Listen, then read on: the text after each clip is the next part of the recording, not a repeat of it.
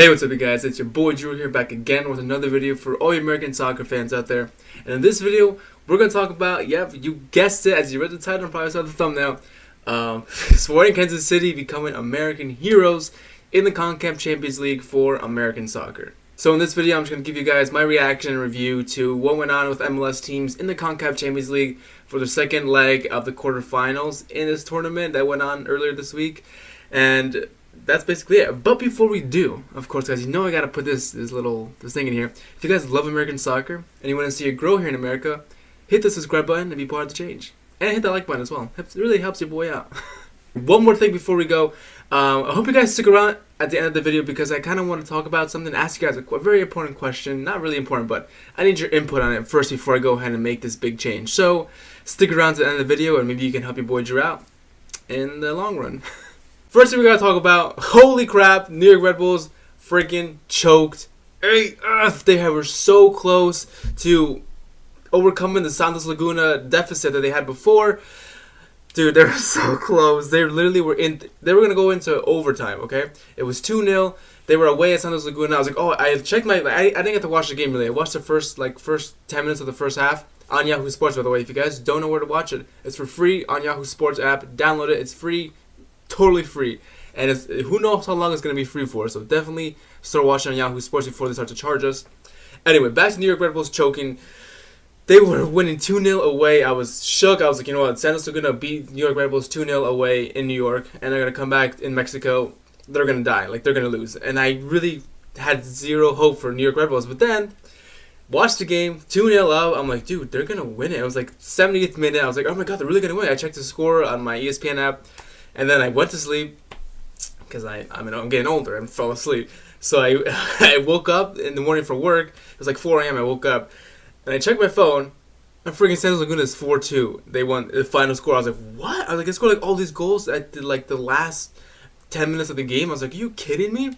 But then I wasn't shocked. I was just more disappointed. And that's worse than being upset. It's being disappointed in a team. And I was really, really disappointed in New York Red Bulls. Because come on, man, they're really gonna overcome that deficit, but they really just flopped at the end. It's terrible, especially if they had Aaron Long, MLS Defender of the Year at the back. How do you that whole back line just sucked after that? I don't understand. Whatever. Let's go on to Tigres in Houston, which is a really quick topic to cover. Nothing really. I didn't really expect much from Houston in this game. They lost 2-0 at home against Tigres, and they went back to Mexico at Tigres to lose 1-0. I was like, all right, whatever. Really, no one really expected Houston to get that far in this tournament, really. No offense, but also really against Tigres, and I don't think anyone really picked them to win. So, my bad. The next one I really want to talk about is Monterrey against Atlanta United in Atlanta. Everyone was hyping up Atlanta to win 4-0, at least go 3-0 and get overtime. Or I'm sorry, you go for penalties at least, which I'm pretty sure they would have lost anyway. I just feel like Monterrey is a better composed, experienced team in a penalty shootout, especially. So, wow, I'm out of breath. I'm gonna need my inhaler soon. So, I actually watched this whole game, Atlanta United versus Monterrey. They were, from what I saw with Atlanta, and I hope a lot of you Atlanta fans out there really are proud of your team because they really came out. They were giving it their all, especially from the first whistle. They were just attacking the team, trying to build play, and they were building really great. They were passing great. The midfield was great. Defending was amazing. Michael Parkas had a great game. Miles Robinson, amazing at the back. He really had Pizarro in his pocket all night. Pizarro was one of their best strikers who was going to be one of the danger men in this team. But Miles Robinson had him in his back pocket all night. Brad Guzan was decent. Donaldson Nagbe had one of his best games I've ever seen him play. And of course, Jose Martinez with the one goal. He had a pretty decent game. I wouldn't say his best game because he really wasn't getting fed all the great balls. He was man marked like crazy. They had two guys on him as well. They had him in their pocket. I was like, this is gonna be a great game. But unfortunately, this Monterrey team at the back is just way too solid. Midfield, they were breaking up plays, but Atlanta United was really building plays at the same time. So it was kind of back and forth. But Monterrey just really had the upper hand all night. At the back of Monterrey's team, really solid at the back. This team only conceded one goal in the last 5-6 games coming into this game. I was like, dude, that's wild. And the one goal they conceded was against Tigres in the Liga MX game with a 1-1 draw. So I was like, I mean, it's just Tigres, so what do you expect? But And then like Atlanta scored like in the 70th minute or something like that. I was like, yeah, that's not enough time to score 3 more goals or even 2 more to go into overtime. But the second they scored that goal, Atlanta, the freaking stadium lit up. Everyone was excited to go press this team. Let's get another one. They were hyped up, but it just wasn't meant to be. They did well in this game, and I feel like they could have done more if Monterrey was a little more under pressure. Like if Atlanta got like at least 1 or 2 goals in Mexico, back in Mexico, then Monterrey would have been really going for another goal, and instead of trying to sit back and be solid at the back. But it's whatever. I think Atlanta lost that tie in the first leg. So what are you gonna do? But now let's talk about the American Heroes, which I thought, which everyone kind of thought that they would get through in this round. But when they lost their first game, Sporting Kansas City, I'm talking about, by the way, SKC lost 2-1 away against Independiente Panamanian team, who beat Toronto FC 4-0. Don't forget. They lost their first game 2-1. I was like, oh damn, that sucks.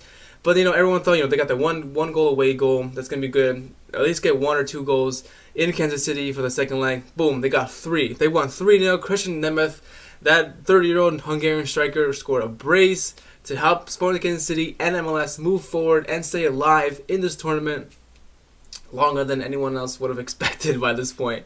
But damn, for real, like that was a good freaking game. I was hype. I was watching it. Yahoo Sports, of course.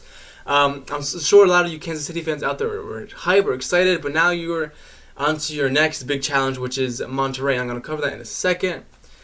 Wait, that's it. I mean, that's all I really want to talk about. I covered all the games that went on already, so now let's talk about the future games. So for the semifinals, we got Santos Laguna hosting Tigres for the first leg, and then we got Sporting Kansas City hosting Monterrey in the first leg. So the good thing about this is that,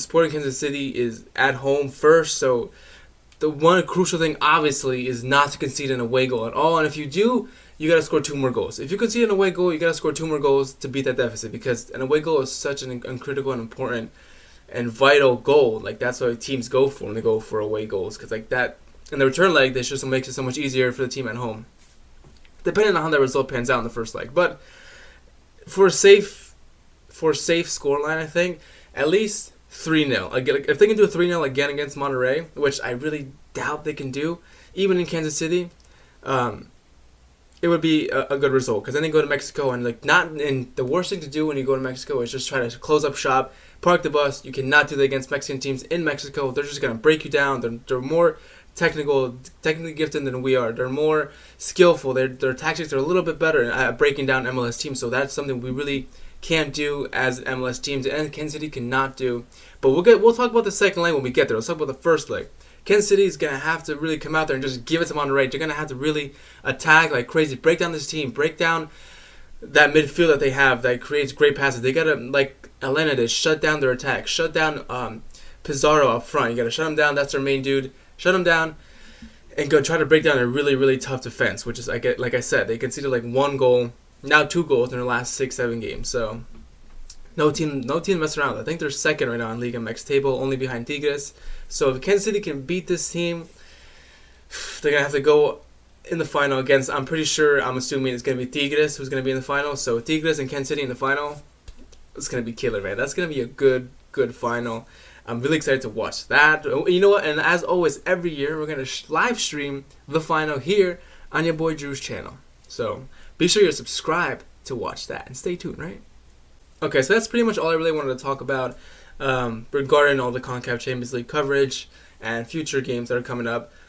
Now, really, what I want to talk to you guys about for sticking around this long in this video is just, I want to ask you guys a question. So, I when I made this channel, I didn't make it for the intent of talking about soccer, like just talking about main soccer. Like I didn't think that was going to be a soccer channel.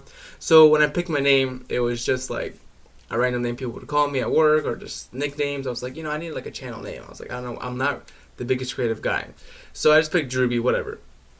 But now that I'm just mostly more engulfed in soccer and I'm getting a couple more subscribers, I kind of want to have a name of my channel that's recognized more as a soccer channel or even an MLS channel.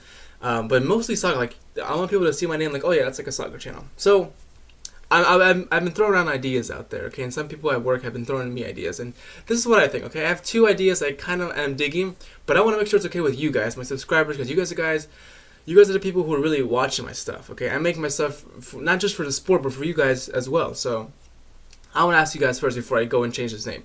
So instead of Drewby, how would you guys like? This one's a little corny, but I like it. Ready?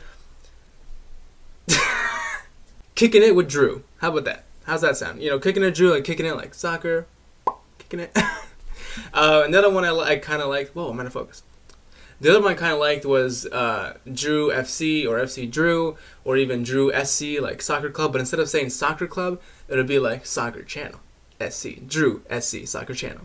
So I kind of dig that, but let me know what you guys think. If you guys have any like better ideas than me, let me know down below, because I'm interested in changing my name into a more soccer recognized name for the channel, and just for all of us as our community that we have on this platform. So let me know your thoughts down below, not only on that, but also on the Concacaf Champions League, and whether or not you think Kansas City can overcome that Monterrey defense. Let me know down below. Don't forget to subscribe. Don't forget to share this video for all your friends out there.